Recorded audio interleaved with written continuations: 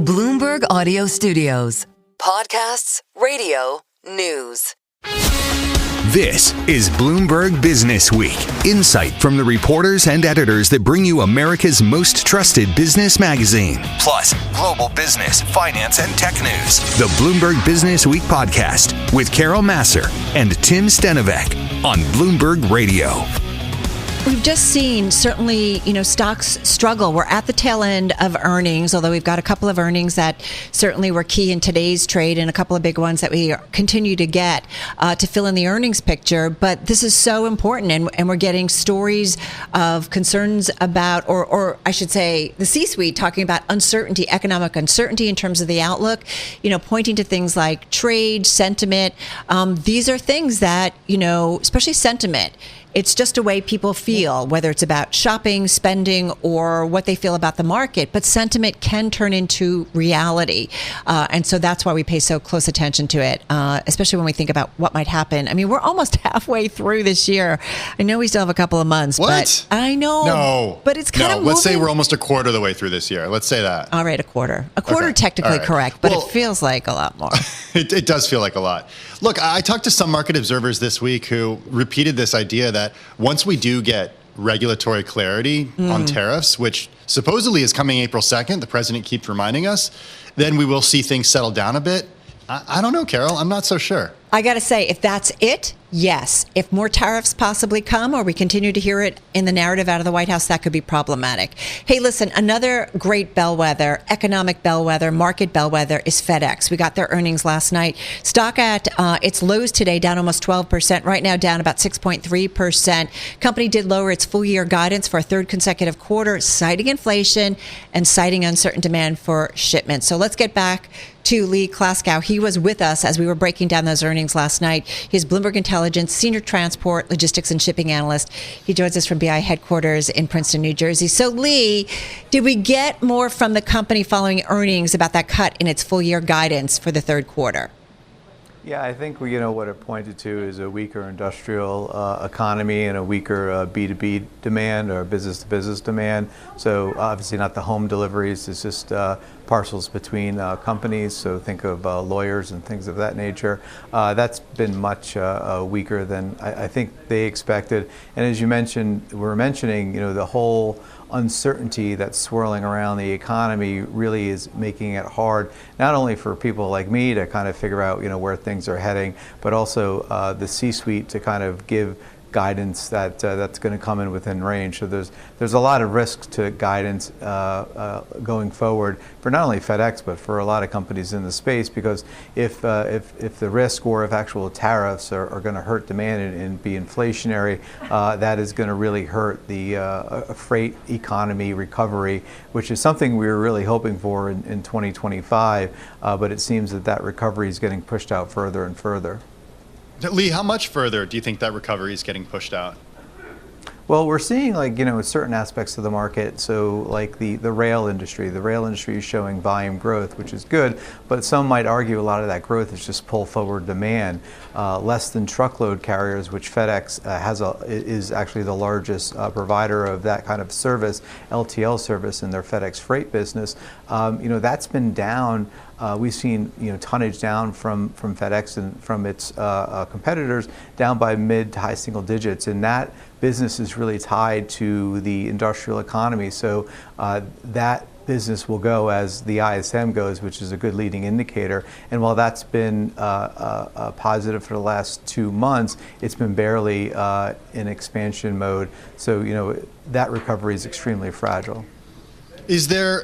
Are you taking any signs from this report, from the commentary that we got on the call, Lee, about this being an economic bellwether for how the economy is doing? You did say that, that B2B communication that typically happens with FedEx, less of that is happening. How are you reading into that? Yeah, so I think with FedEx, it's two things. So some things are very FedEx specific in terms of their earnings announcement and their lower expectations, and some things are just the macro.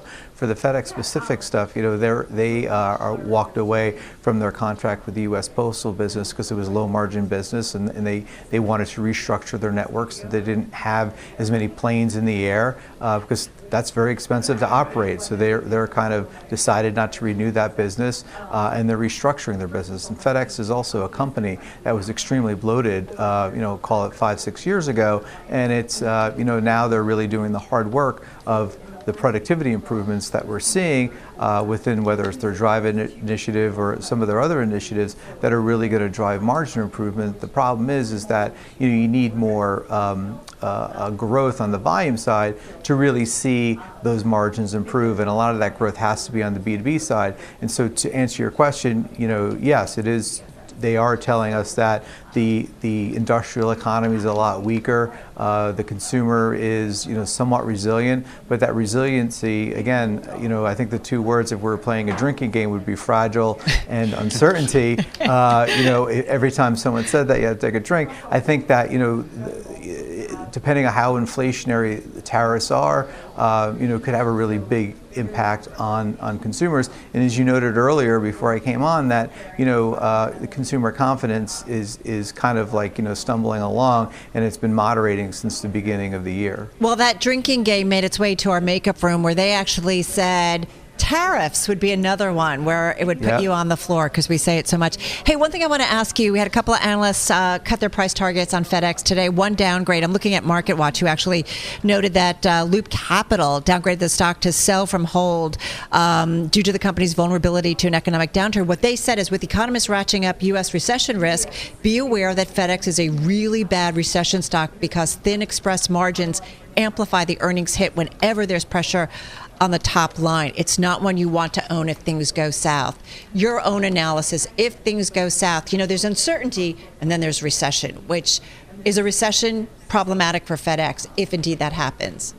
Well, we don't do buy, hold, sell at BI. I know. So just with that, the probability of a recession, I think, on the Bloomberg terminal is 25%, and that's up from a low of 20%. So the probability has increased, but it's still extremely low. The U.S. consumer has been resilient. I tend not to bet against the U.S. consumer. I am concerned that maybe they'll spend less, but I would never really bet against them. And when you're looking at FedEx as a company, they are finally in the midst of a transformation that was well overdue. And I think once they come out of this and there's a better backdrop, the benefits to the transformation and the cost cutting that they've been doing is really going to create a more flexible, more productive, and more profitable network. Right. So I think FedEx is a very interesting name, not in the near term because they're still trying to figure things out, right, but looking past the noise of tariffs. Lee, we'd be remiss not to ask you about UPS. Just quickly, 20 seconds. UPS is also down about 2.2% today. I know they're different models, different companies, but they do all work in the delivery space. What does this say about UPS, or does it say nothing in terms of what we got from FedEx? So UPS sold their less than truckload business in 2021, so they don't have that larger exposure to the industrial economy that FedEx does.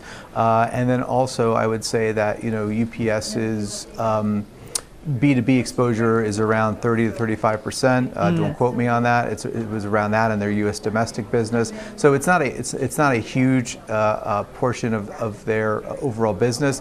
B2C is more important for them right now. And I would say UPS is probably like 2 or 3 years ahead of FedEx in terms of restructuring itself to deal with the fact that right, e-commerce growth is really going to drive their growth, not B2B. All right, good stuff. As always, thanks again for that, doing double duty with us over the last 24 hours. Lee Klaskow is Bloomberg Intelligence Senior Transport, Logistics, and Shipping Analyst, joining us from BI headquarters in Princeton, New Jersey.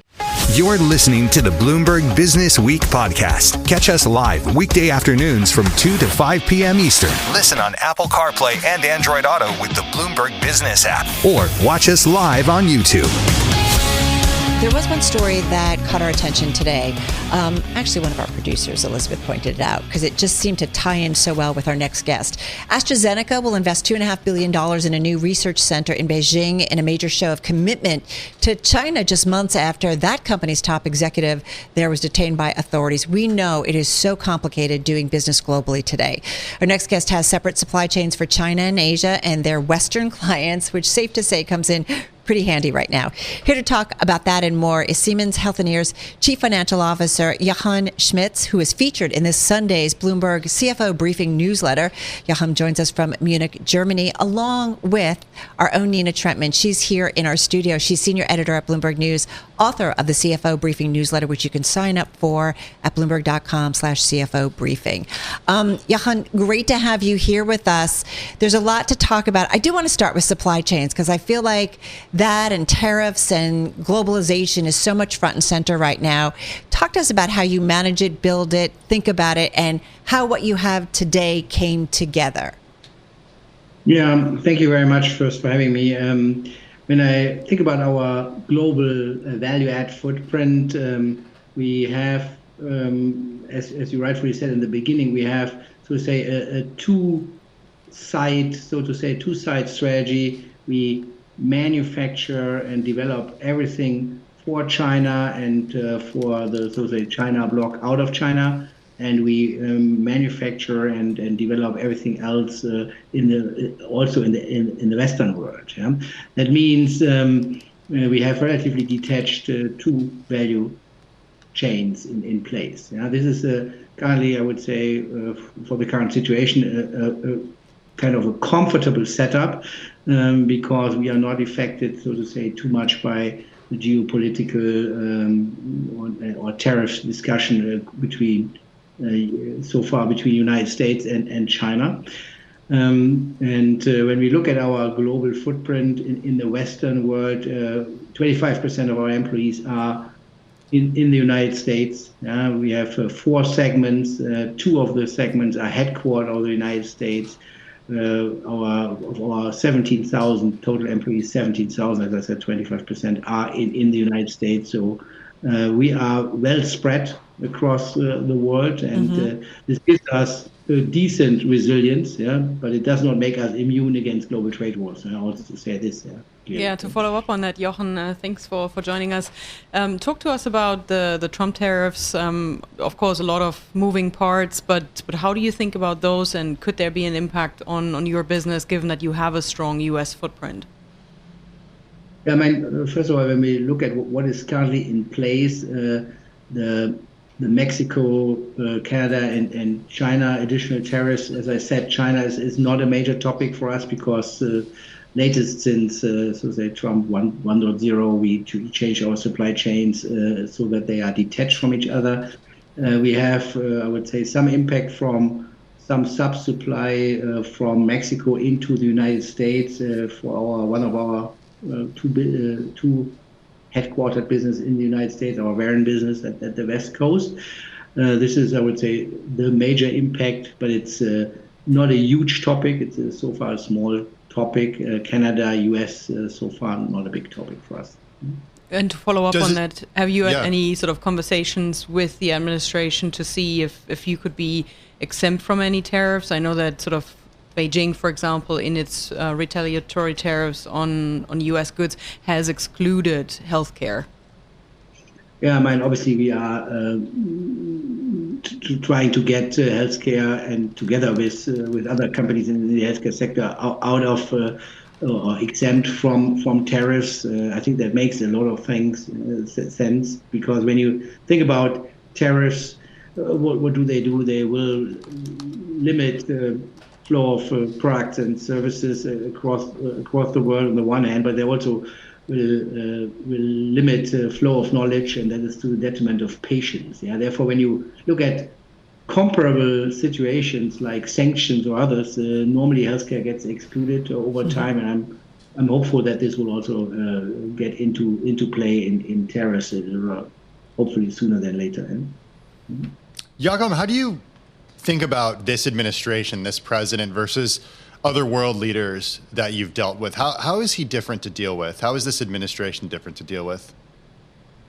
Yeah, I mean, normally, to be honest, when we in particular in the United States, we do not have a lot of business with government, because the healthcare system in the United States is primarily a private system. Yeah, therefore, when we look at changes in administration in the United States, the impact in general on our business, on the healthcare markets, are for us relatively limited. Yeah, and our current assumption, as we see it, is also with regard to the US market, we don't see significant disruption at the horizon in this regard. Yeah. And obviously, when we look at the Trump administration, it's not a surprise what is happening. Yeah, it was clear. It was also mentioned in the campaign that things like this might happen. From a strategic standpoint, we need to stay flexible, agile, because we cannot plan for everything. There will be surprises, and we need to try to deal with this as rapidly as possible. I am curious, there was a story out today, actually from Dow Jones, that talked about how you guys are setting up 2 cancer research centers in Alberta, Canada, focusing on oncology training and artificial intelligence and machine learning. And I guess what I want to ask you is, do you see, because it does feel like for so long, or the last couple of months, we talked about American exceptionalism, that doing so well, growth, and still investment coming in. But I do wonder, do you think that the U.S., as a result of this administration and the policies that are coming out, is potentially putting an end to that exceptionalism and maybe cutting the U.S. off from collaborations, whether it might be with your company or with healthcare in general, or research, whether it's AI, whether it's in healthcare, and so on? My personal opinion is a clear answer is no. Yeah? Oh. This will not happen from my standpoint. We also do not see this currently. We first of all, we are a huge company in the United States. As I said, we have 2 of our segments in the United States. We have more than 17,000 employees in the United States. We run here out of the United States, I would say by far most successful global radiation therapy company in the world, Varian, and we have a very, very strong lab diagnostic business out of Tarrytown, New York. So I think we are very US-ish also, like we are very European, like we are very Chinese. We are really a global company with a very well spread global footprint.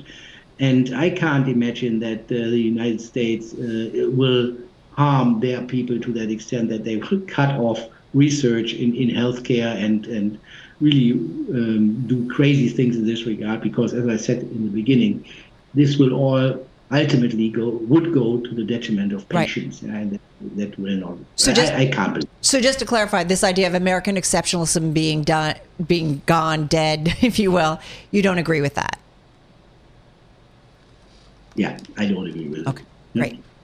To follow up, Jochen, you're based in Germany. A fair amount of your value creation is there, but only I think 4-5% of your revenue comes from there. Talk to us a little bit about the change in government that we're expecting, and how far you're seeing that potentially improving competitiveness in Germany, a topic that you and I have talked about in the past. Yeah, I mean, as you rightfully said, the German market per se is for us is not unimportant, but it's not super critical. Yeah, with 4-5% of revenue. Yeah?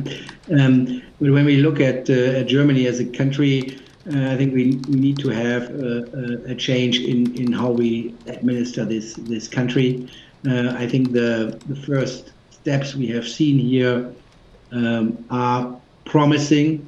There were at least decision-making, pragmatic decision-making. The supposed to be new government established itself. I call it a very nice credit line of 1,000 billion euros.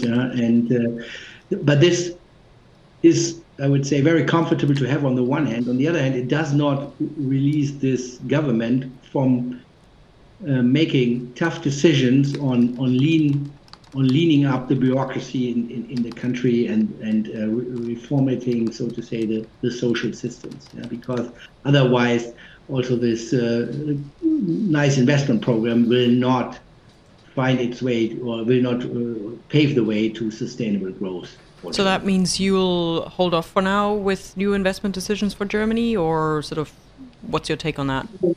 No, that's not the case. I mean, for us, we have a significant value add in Germany. We see the circumstances for us in Germany as a value add location still very positive.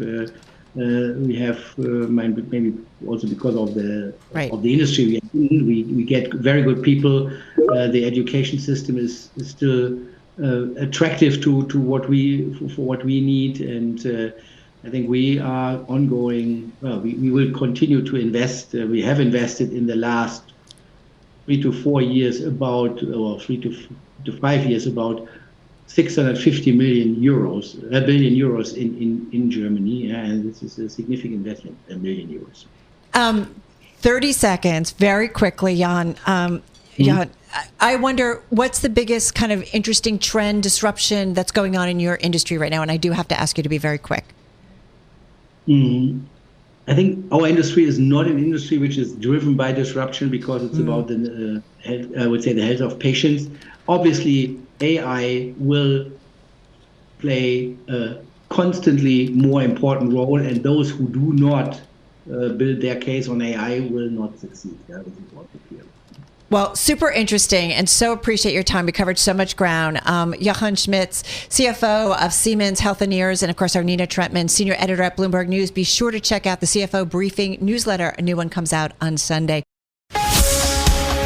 This is the Bloomberg Businessweek podcast. Listen live each weekday starting at 2 p.m. Eastern on Apple CarPlay and Android Auto with the Bloomberg Business app. You can also listen live on Amazon Alexa from our flagship New York station. Just say, Alexa, play Bloomberg 1130. Well, Carnival reported earnings, and the stock at one point sold off more than 6% on the news. This after a key quarterly earnings forecast trailed estimates, adding to worries that a travel slowdown has spread to even the most robust corner of the market. However, Carnival did boost full-year profit expectations, beating Wall Street's view, suggesting any slowdown may prove transitory. I do want to point out, too, the stock is down about 15% so far here in 2025. Let's get some context and more detail around the company's quarterly update. Great to have back with us Josh Weinstein. He's President, CEO, and Chief Climate Officer of Carnival Corporation, and he joins us from Carnival's headquarters in Miami. Josh, great to be talking with you. How are you? I'm very well, thank you. How are you doing? Doing okay, trying to keep up with everything that's coming at us on a daily basis. And I kind of want to start there because there is a lot coming at anyone who's running a big company like yours today, whether it's out of Washington, whether it's out of how the consumer is feeling. How would you describe the cruise business and how it compares from your last quarterly update? What has changed at all? Because I know you have been very optimistic, and it seems like you're still optimistic about the business based on the releases. Yeah, absolutely. So the thing that's changed from December to today is, well, we just completed our first quarter, and instead of yields being up 4.7%, which is what we guided to, they were up 7.3%. And so clearly things went very, very well in the first quarter. Consumers love to cruise, and we've got 8 brands that are purposely tied to particular demographics, particular national markets, and it serves us very, very well. And so what we see is enough strength in that first quarter that we can raise our yields for the year, for our full year guidance. And that's basically saying that we're content to keep 4% plus yields for the remaining 3 quarters of the year, despite the fact that there is, geopolitical and macroeconomic uncertainty, which certainly wasn't on the radar when we came up with our guidance to begin with in December. And yet investors seem to be at least initially disappointed over your second quarter EBITDA forecast. Your forecast was $1.32 billion in the second quarter. Analysts had expected $1.35 billion. Should they be disappointed? You know what? I guess I'll answer by saying our December guidance was basically saying we were going to be about was it $1.70, give or take, for the year on EPS. We just came out with guidance and said $1.83. We outperformed on revenue yields. Onboard trends are really, really healthy with our consumers. So I would argue that we should be higher than where we were in December, since our results are better than where we were in December. But that's really up to the street. Our job is to deliver and hopefully over-deliver, which is what we did in the first quarter. So Josh, let's talk a little bit more about that consumer, because in the press release, you noted that Carnival is not completely immune from heightened macroeconomic and geopolitical volatility, and you're still taking up earnings expectations for the year. You remain on track to have another stellar year across the entire brand of cruises. Why are we hearing then from airlines that consumers are pulling back? Why are we not seeing that in your business? Well, I think there's a couple of things to differentiate. First of all, airlines aren't just for holidays. Airlines are business travel. It is holidays, it's conferences, it's government travel. We are really holidays. We are vacations. So we're in a different bucket than where airlines are. You know, we came into 2025 the best book position we've ever been in at higher prices. We came out at the end of the first quarter still being in line with record occupancy percentage and prices still nicely higher. We're 80% booked for the year. And so we have relatively limited inventory to sell when it comes to 2025. At the same time, our guests and our brands aren't just focused on in-year. You know, we just came out of the first quarter, the wave period, which is considered the traditional big push for selling.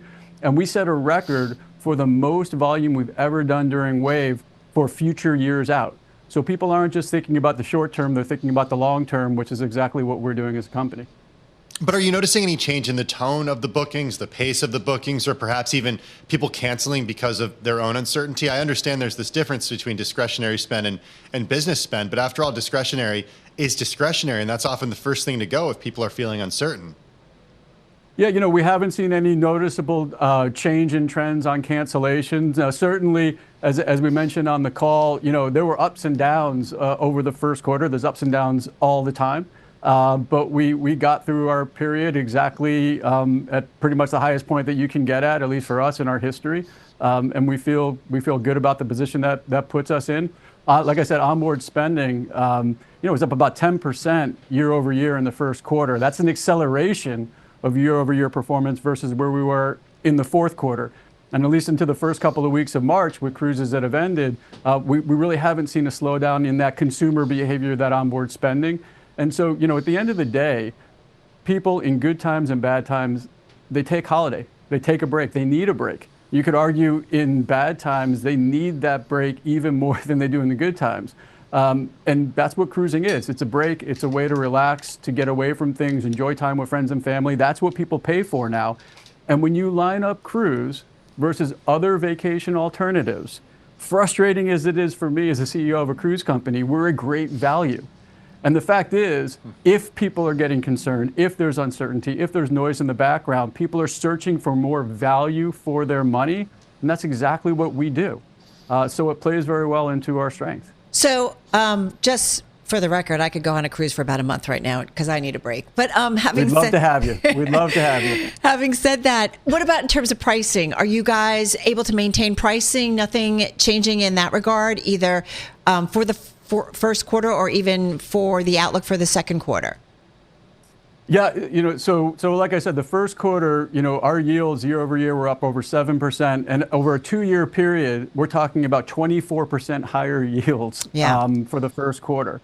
When we look at the rest of the year, Q2 through 4, we're projecting a little bit over 4% yield improvement year over year for that 9-month period remainder of the year. So, you know, look, it's hard going, right? It's not like anything is easy, and we got to work hard. Our brands work hard to make that become a reality, and they do it through good revenue management techniques, through the great advertising that they're doing, and then ultimately delivering onboard experiences that people want to pay for. And then they get off of our ships, and they tell their friends and family how amazing it is, and we get more.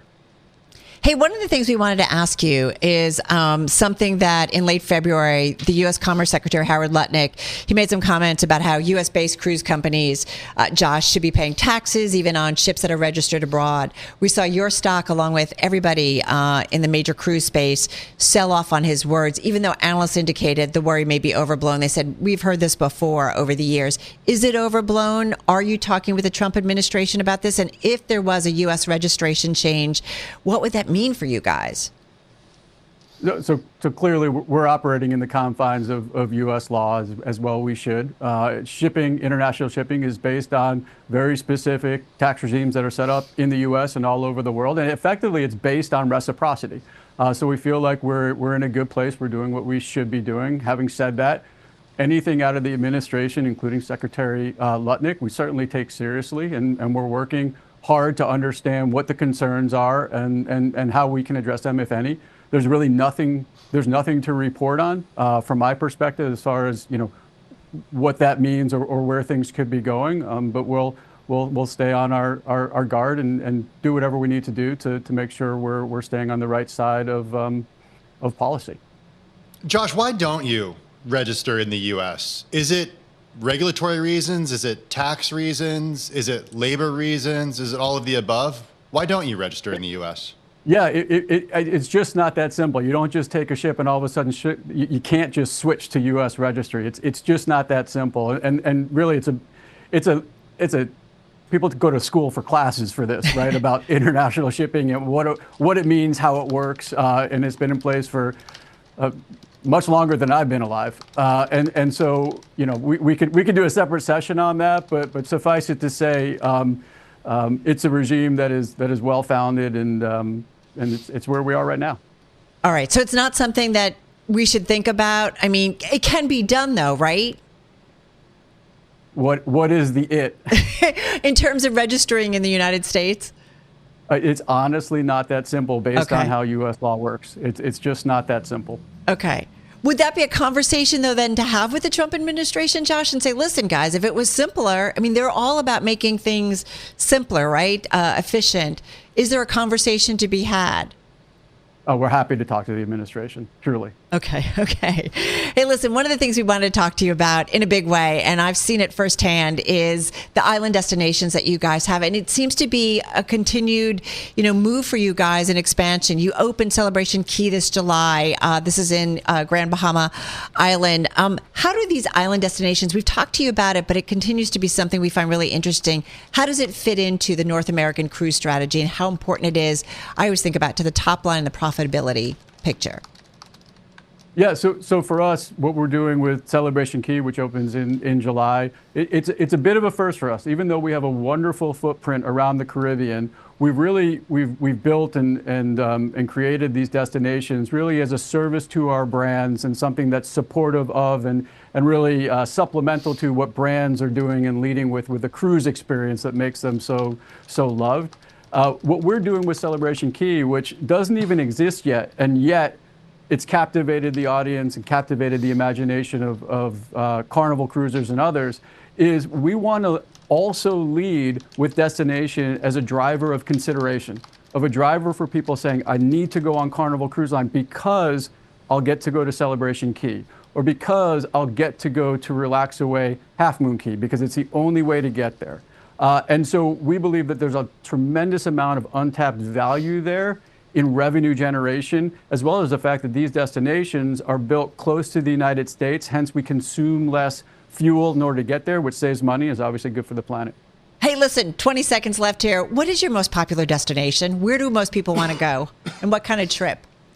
Well, we carry 13 million people last year. They want to go to a lot of places. I'd say if you were going to ask me what's my top that I've ever been to, I got to say you got to go on a cruise to Alaska. And you got to go with Princess, Holland America, or Carnival, because they do it in an amazing way. And Cunard for those who are looking for the luxury end. But if you want to see the great state, the only way to do it is with a great brand that can take you on both sea and with our land experiences, because we've got hotels and motor coaches and glass dome rail cars and you name it, we got it up in Alaska. I just want to go somewhere where I get a cocktail with a little umbrella in it. I'm that easy. We also serve cocktails with umbrellas when we go to Alaska. Josh, thank you so much. Always appreciate the time you give us. Be well, be well. Josh Weinstein, President, CEO, and Chief Climate Officer of Carnival Corporation, joining us from Carnival's headquarters in Miami.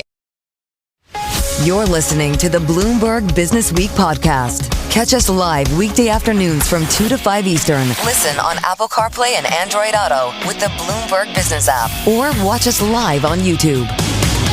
Well, we spent a lot of time this week talking about Nvidia GTC. It's the annual developers event in San Jose. It's been dubbed the Super Bowl of AI. Our own Ian King writes today that Nvidia CEO Jensen Huang's presentation there was all about how to get a return on the expensive gear being installed now. And he spent a good rest of the week reinforcing his message designed to counter increasing concerns that the sustainability of spending and encourage executives in the broader economy to join his vision for the future. One executive who was there was Antonio Neri, the president and CEO of HPE. Antonio joins us from HPE's headquarters in Spring, Texas. Antonio, good to see you. Welcome back to the program. You spoke with Jansen earlier this week at the event. What was your big takeaway? What did you learn? Because investors certainly weren't as impressed as they have been in the past couple of years. Well, good afternoon, and thank you for having me back. It was a fantastic event. Obviously, you can look at it from many different perspectives. Number one, the innovation front. I have to tell you, I've never seen such innovation at the speed that we are all experiencing.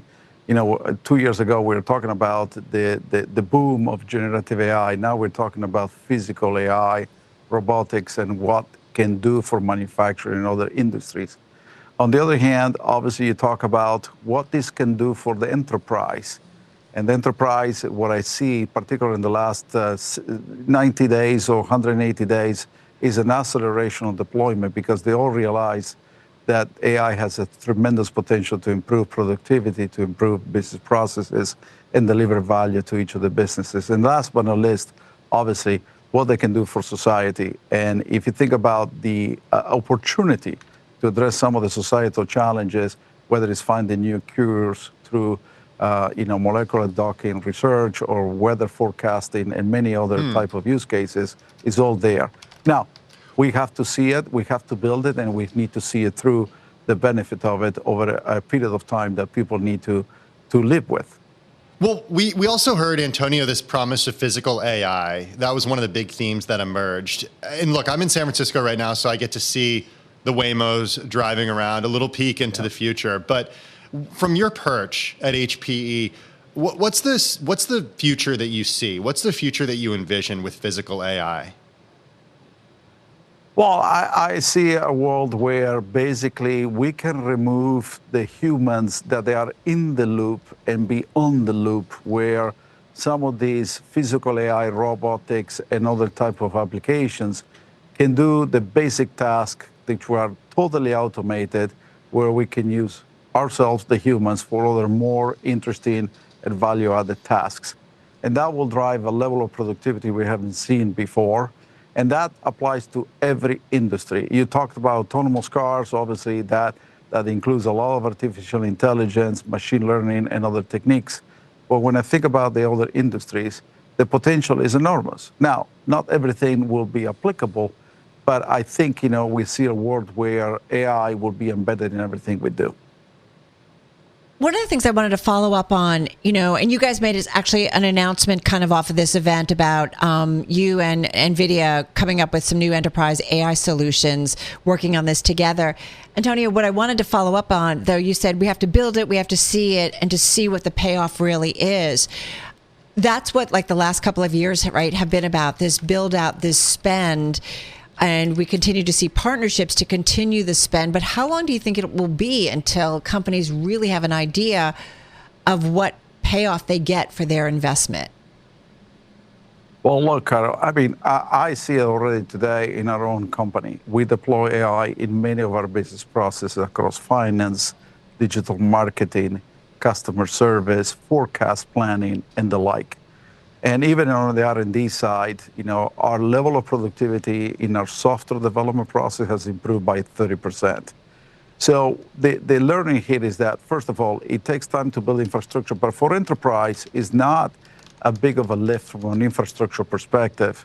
I can tell you in my own company, I have only a couple of hundred GPUs, and it's plenty for what I need to do, compared to the service providers, the model builders that may need tens of thousands of hundreds of thousands, for that matter, to build these large language models, which are very sophisticated, from what I call generative to agentic to reasoning, and eventually these models that will do the robotic side, the physical AI. But inside the enterprise, we already see the benefits. And I spend more than 50% of my time talking to customers, and they are going from the experimentation phase to more deployment side. And that's why the last quarter we saw a 40% increase on a year-over-year basis, the demand for enterprise AI solutions. And obviously for us was the deep partnership with Nvidia, where we took their software stack, the famous CUDA environment with the NIMs and agentic approaches, including only partners, with our infrastructure and our own software in the cloud. And there is all about time to value.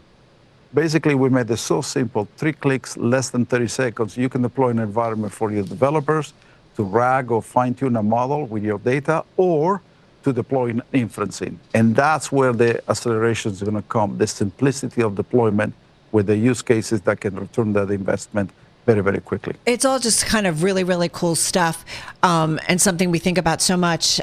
It's happening now, but really kind of what the future means and the impact. I do want to ask you, though, about today's environment. There's so much coming at CEOs, the C-suite of companies, a lot of stuff out of Washington.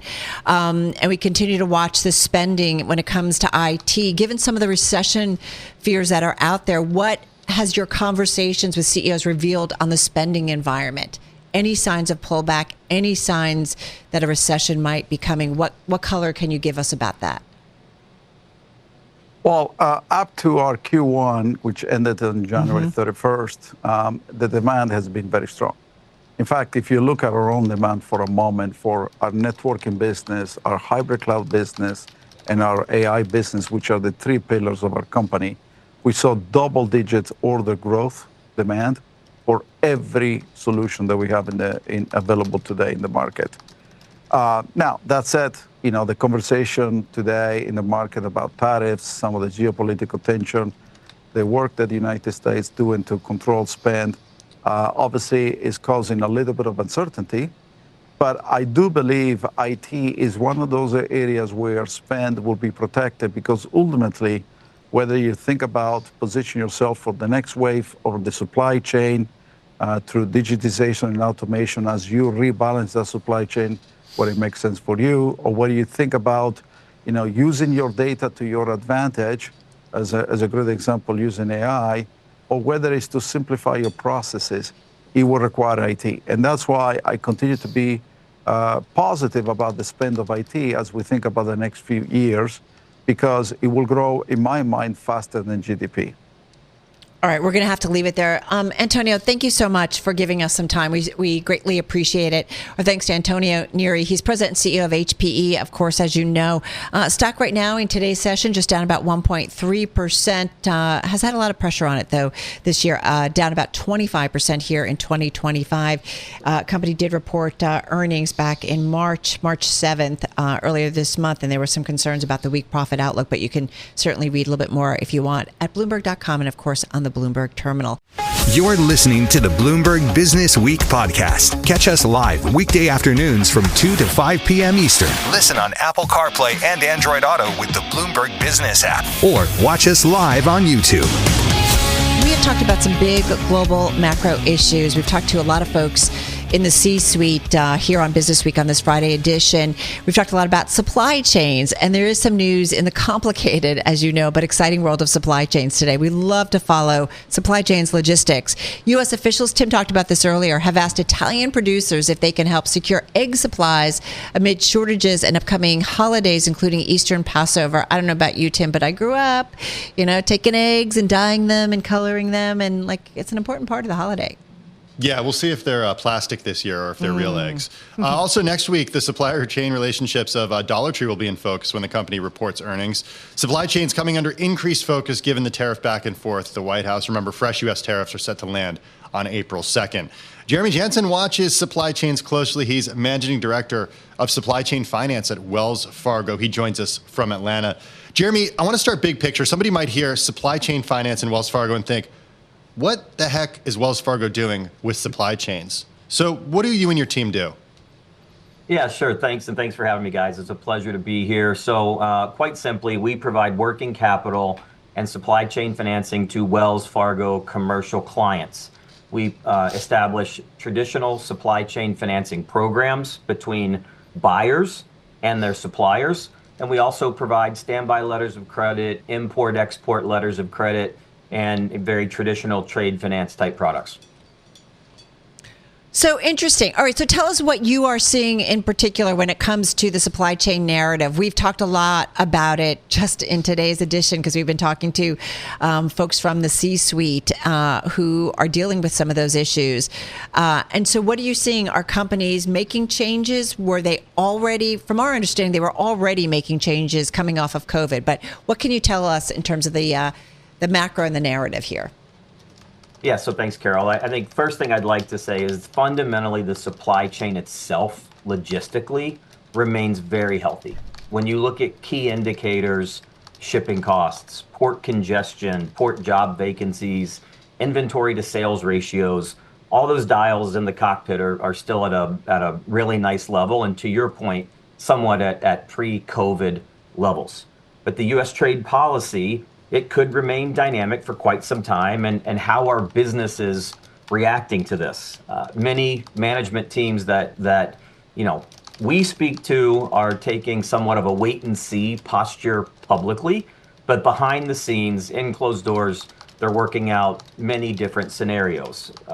As you also mentioned, this is not the first time our clients have been here. In 2018 and 2019, with tariffs that came in at that time, they built some playbooks, right? So they have a pretty good roadmap on how to navigate this. Is this different though, Jeremy, because we're sort of going global, or the Trump administration seems to be going global? We'll kind of find out all the details on April 2nd, which calls Liberation Day. But is this a little different? It's a little too soon to tell from my perspective. Okay. I don't want to speculate, but certainly the discussions are very similar, right? And our clients, our clients do have a pretty strong playbook and a pretty strong roadmap on how to handle this. Perhaps it's a two-way share between the supplier and the importer. Perhaps it's a three-way share between the supplier, the importer, and the customer. We're seeing all of those strategies play out, again, behind closed doors. And even publicly, right? You're starting to see some companies come out and talk about the impacts that it could have on their costs for the year, or maybe give some glimmer of how they may pass that through onto the consumer. Yeah, it's certainly important issues as we continue to track all of the companies, certainly the publicly held, and something that we continue to look for when they are reporting earnings, and will continue to do so, what they have to say about it. Hey, listen, thank you so much, Jeremy. Important angle, certainly one that we're covering here at Bloomberg. Jeremy Jansen, as we mentioned, he watches supply chains very closely, managing director of supply chain finance over at Wells Fargo, joining us from Atlanta on this Friday. I'm driving in my car. How about you let me drive? Oh, no. This is not a toy. Who's gonna drive you home? Honey, please, I'll do the driving. Drive on. Excuse me, I want to drive. It's the question that drives us. This is the Drive to the Close. That funky music will drive us till the dawn. On Bloomberg Radio. All right, everybody. Coming up on 18 minutes to go to wrap up the trade. We are definitely holding on to our better levels of the session. We were down a lot more earlier on. You just heard Charlie and Bill Maloney breaking it all down. We'll see if it holds, whether or not we see some selling into the close here. We do have some expirations, and so in terms of options, so whether or not that will be a factor, but nonetheless holding on some gains. So let's get to it. It's been another full week, to say the least. Marta Norton is Chief Investment Strategist at Empower, joining us from Chicago. Hey, Marta, good to have you here with Tim and myself. We are so familiar with your company. You guys administer the Bloomberg 401k plan. We like to be transparent. Carol, you've been talking a lot about your 401k this week. It's been kind of terrifying, and I have to be honest with you. I was looking at making some changes a little while ago because we've all been talking about the European markets doing so much better. better. You guys, though, are the second largest retirement plan provider in the United States. Talk to us about what your role is and what you see to get an idea of what's on the minds of investors and what's going on. Yeah, sure. So my role at Empower, and of course, Empower has that retirement business. It also has a wealth business. And so my goal is to really formulate that markets and economic point of view across both our retirement business, our wealth business, and provide that perspective to our clients and to financial media. And I think one of the things that, of course, is top of mind, and you've kind of alluded to it already, is this idea of whether we're going to see some sort of capitulation in how investors are positioned, and of course that ever important retirement investor. And I think at this point, we've had that technical correction in the S&P 500, and I think you see a little bit of pickup of nerves, I guess I would say, in the retirement space, but not massive shifts in terms of how people are positioned. So you see some movement on the margin, but nothing that would suggest that investors are, frantically moving things around in their retirement accounts. Marta, it looks like in the notes that our producer Paul Brennan sent us, you argue that the market's not fully understanding the extent of tariffs. What do you mean by that? Well, and this is, we're doing scenario analysis here, of course, and the future is uncertain. There's a range of outcomes here. But I think when you take a look at what the tariffs could look like, immediately, in 2025, as we saw those initial forays with Canada and Mexico, the general narrative was that those were largely negotiating tactics.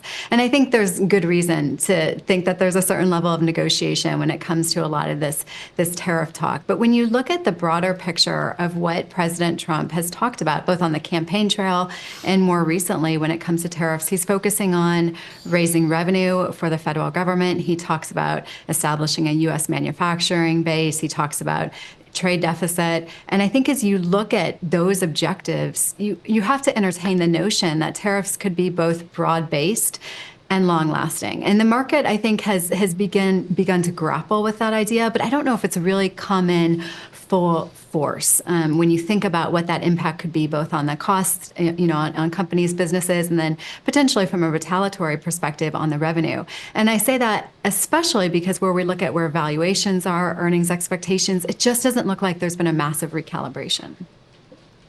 Can I ask you, is it really hard to figure out what's next for the markets? I mean, even Bill Dudley, formerly of the New York Fed, was kind of saying it's really hard for the Fed, the U.S. central bank, to kind of figure out the outlook right now, kind of flying blind at this point. So it's kind of hard right now, isn't it? I mean, I feel like we could either really recover if certain policies come out of Washington that'll be really supportive to business and to the markets and to investors. And then there are policies that, if they stick, will not be. How difficult is it to predict right now? Well, I think if there was one word, and of course I didn't do kind of a word count with Powell's comments, but if there was one word that jumped out over and over again, it was that theme of uncertainty. So we heard that from Powell as he talked about, certainly there was a directionality in the summary of economic projections, growth coming down, unemployment edging up, inflation edging up, at least for 2025. So you had that directionality, but there was this real sense of uncertainty there. And then you see that in the economic policy uncertainty index, you see it in consumer sentiment, you have a little bit of a read from businesses in that regard. So I think there's really been, coming out of Washington, this fiscal directional switch on a lot of different policies, from regulation to, taxes, to immigration. And then within trade, of course, maybe not a directional shift, but a magnitude shift. And so trying to understand how that plays out and what the market implications are, I think is pretty meaningful. Now, I think as we look back at kind of where are we starting from a foundational level, there's a few things we know. We know the economy is cooling, but is still generally strong, and we know valuations are high.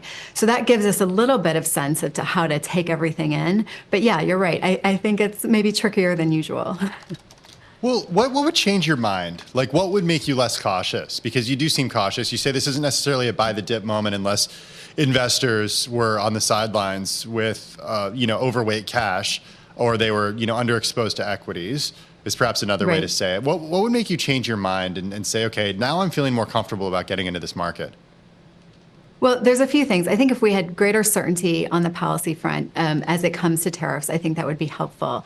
I think also if we were to see valuations look a little bit more attractive, sometimes I think people focus a lot on price movement to determine, those buy the dip moments. But I think you really want to look beyond price movement to where valuations actually sit. And as you get those on your side, then you can have a little bit more of a margin of safety and expect maybe a better, 3-year outlook when it comes to returns. So having valuations on your side, getting clarity on a policy standpoint, I think that would help. But I'm not, as I certainly am cautious, but I want to clarify that I'm not necessarily calling for, a recession in that ilk. I think that we can see a growth slowdown, certainly as uncertainty picks up alongside the fact that we were already seeing some cooling in the market. But I don't know if that would necessarily tip us into a recession. So I think there's news that we have to navigate, but I don't know if we should put our head in our hands and cry in a corner. All right, we're going to have to leave it there. Hey, listen, thank you so much. I'm glad to hear that. Or have a glass no crying yet, Carol. Or have a glass of wine or two on the weekend. Marta Norton, she's Chief Investment Strategist at Empower, joining us from Chicago. Marta, thanks so much. This is the Bloomberg Business Week podcast, available on Apple, Spotify, and anywhere else you get your podcasts.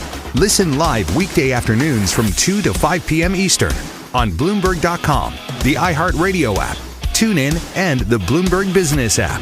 You can also watch us live every weekday on YouTube and always on the Bloomberg Terminal.